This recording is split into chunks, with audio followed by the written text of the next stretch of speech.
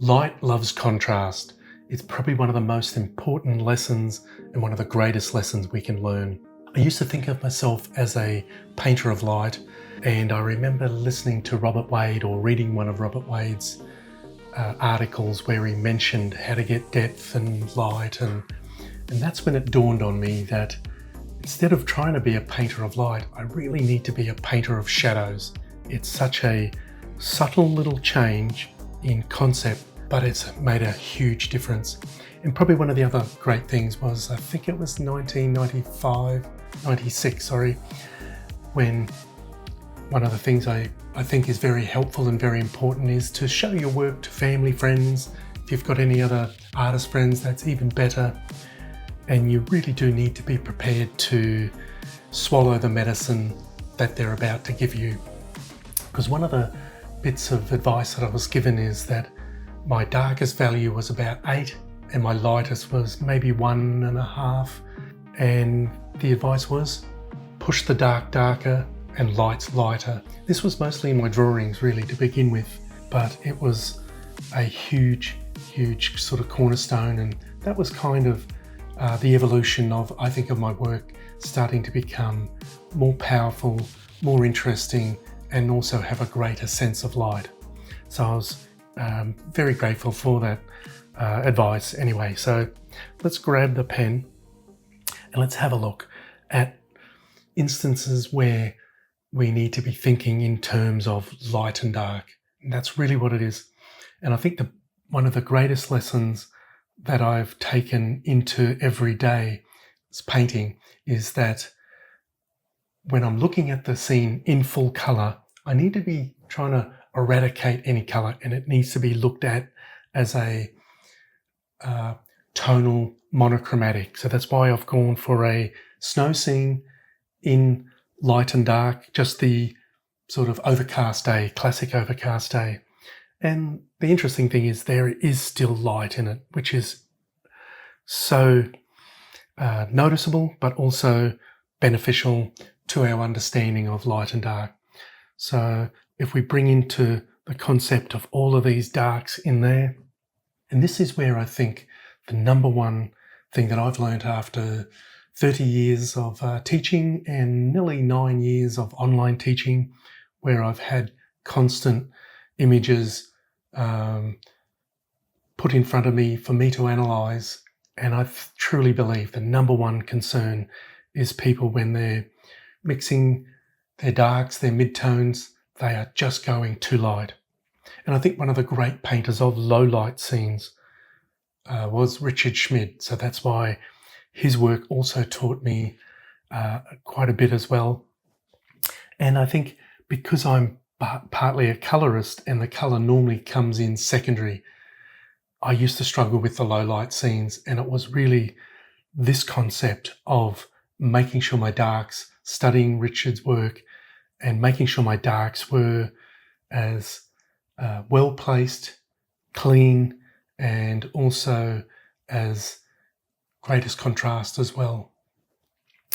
Because it was one of the little areas that used to really make me struggle was when it was a low light day. So what I've done, I've got a black and white scene now, and in my first 10 or 12 years, I used to draw 4 or 5 times a week, sometimes only just an hour a day, but it was a great way not only to learn composition and placement of shape, but I think in the long run, it was teaching me how to see the darkest darks, which are so important, and to know which ones weren't as important as well.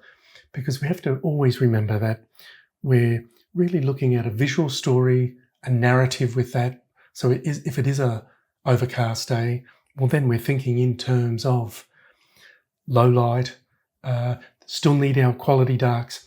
And I think that's what Richard did so well. His placement of his dark values, how he interlocked them as well, was a very important aspect of his work, I believe. And that's where the drawing comes into power, or monochromatic paintings as well. That's the other one, if you want to keep using or getting brush practice. But to be able to unify the darks, understand where the midtones are, And in this, we can see that there's no blue because we've eradicated color. So we need to be thinking in what is the value. Actually, I'll just back out of that for a sec.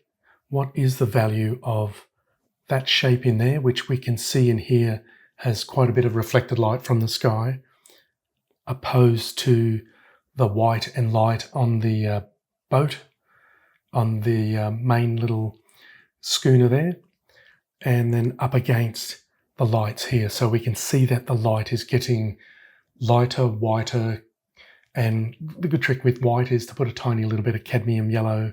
Medium is one of the best of their CADs.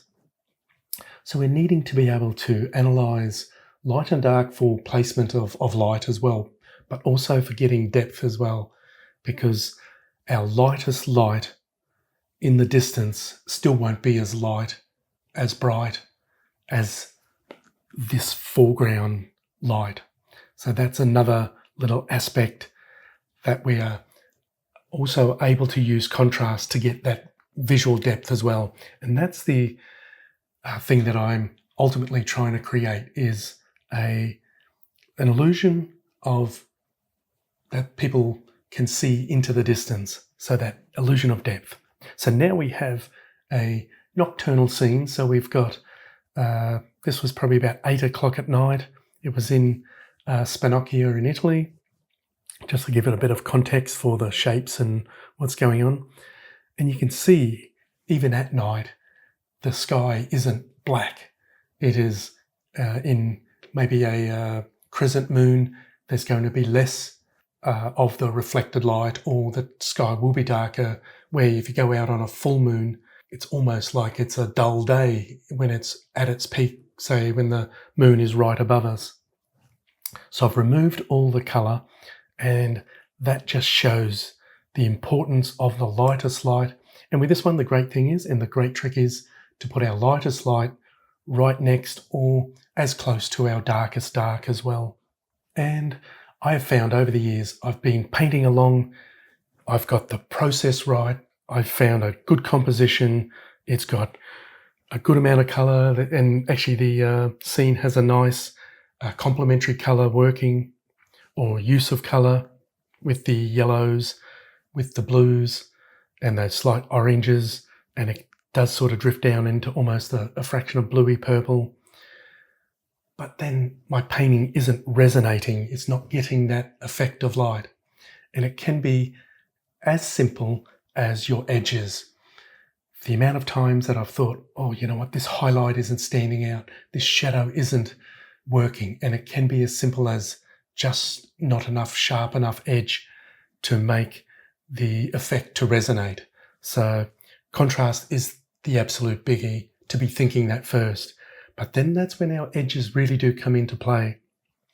And that's when we need to be able to keep those lovely clean edges, and ultimately to be mixing up beautiful clean edges as well. So now we go to a distant scene where it still has a lot of light, still has contrast, but the great difference is the tonal difference. So if we grab a little bit of the atmospheric value there, and you can quite easily see.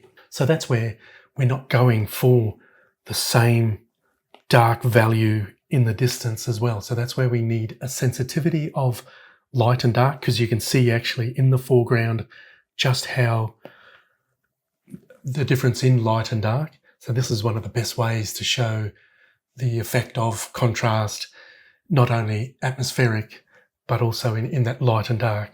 And once again, we all have weaknesses in certain areas. And I think for me, for painting distance, I was always getting my distant value too dark.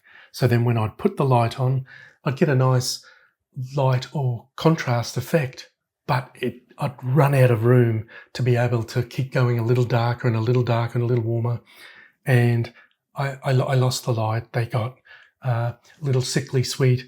They lost the illusion completely. So that was a major concern. So lots of contrast there. So we got great light, but not as much contrast as this scene. It's in the southern Utah area, almost on the way to Zion National Park, but I felt I didn't need to go that far on this day. So we just stayed a little closer. And this is almost the classic foreground shadow motif as well. Arthur Streeton, the great Australian painter, would use this quite often in his work. But let's have a look at the range of contrast. So we've brought our darkest dark. So we also are having to use or look at the warm and cold as well, of course, but let's actually bring that out so we don't lose him, but I'm kind of putting it right up against that shadow there. So there's the three shadows, and if we were able to lose the ability to drop the colour out, we would see that it goes from the lightest mid-tone and then the darkest, and also the coolest to the warmest as well. So that's a huge way to get to see depth, but also just the different ways we can portray light as well and to maximize it. So we're using the big shape of the dark shadow, tying it in with the mid distance, and then that's being tied in with the distance as well. So we're always overlapping shapes, but this one, I'd be careful not to make that shape too strong, or it's going to want to make the eye run out to that right-hand side there.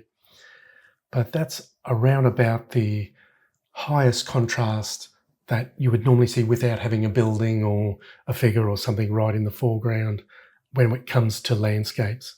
And here I have one of my online students' images, and I've done a rendition over her painting, so her painting is underneath there.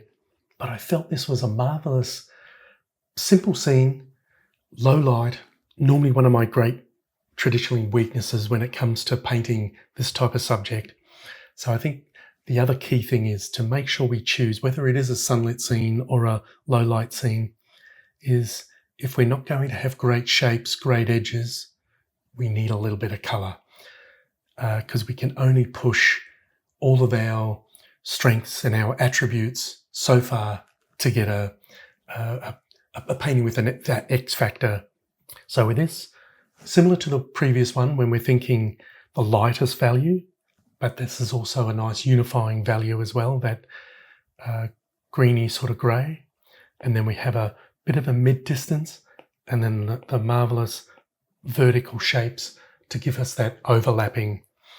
But if you take into account my edges, my values, and then from the contrast from the darkest up to some of those little bits of light coming through, I've really managed to probably even go beyond the light effect in the original scene. And when it comes to sunlit scenes, that is a lot harder, I find. But with the mid-range, low light scenes, it can be actually a little easier. But it is all relying on the quality of the mid-tone and the shadow. And that's why we always look at trying to get the shadows in first, then the mid-tones, and then finish with the lights. Sargent apparently would do more mid-tone, so every now and then I'm actually using that process where I think I'm putting all in mid-tone, and I think when the shadow, it's a higher key scene where even the shadows aren't that dark or that big, and I know that I can come back in with the dark a little later. I think that approach is another magnificent approach. So with the final sort of little aspect that I'm looking at is where if I don't get dark enough darks and ultimately that runs the color down, because light will maximize the color of an object. If we were to put a blue, red, yellow bucket, green bucket, orange bucket out in the sun bright, the really sort of almost primary colors, it's the light that's going to maximize its color, but then it's the shadow that actually ultimately makes that light and that color work. So this is an example of me just removing as much color as possible, contrast, and then that removes as much color. So this is pretty close because you can actually, I'm not sure if we can see the painting in the background, that is fairly close to the original painting. So if I didn't get those darks in clean, and that really does raise the other point. When I say clean or good quality darks, we still do need to be able to physically mix, keep those darks as well. That's where I think a lot of times the thought process when we're painting, especially earlier on, we're thinking, oh, that's the back wheel's jumping out too much. This wheel over here is jumping out too much. I'm wanting to keep the eye on that foreground wheel in the middle here, but these ones here are jumping out. So what the person will normally do is, oh, I'll make that not so dark, or that's dark, quite dark in there. I'll still make a dark, but I won't make it as dark. So then it dilutes the power, the illusion that we're ultimately going for. That's why having a great understanding of where our darkest dark, lightest light, sharpest edges are, and they normally are our primary focal point. And I think when you practice it enough and use it in your own work, you will start to walk around and think, oh, look, there's a scene. Look at that lovely little awning. It's got a lovely bit of light on it and a great shadow on it. You will then start to open up your world of ideas as well. And I think that's one of the greatest attributes with really bringing in great contrast. Hope you enjoyed it. All the best. Bye for now.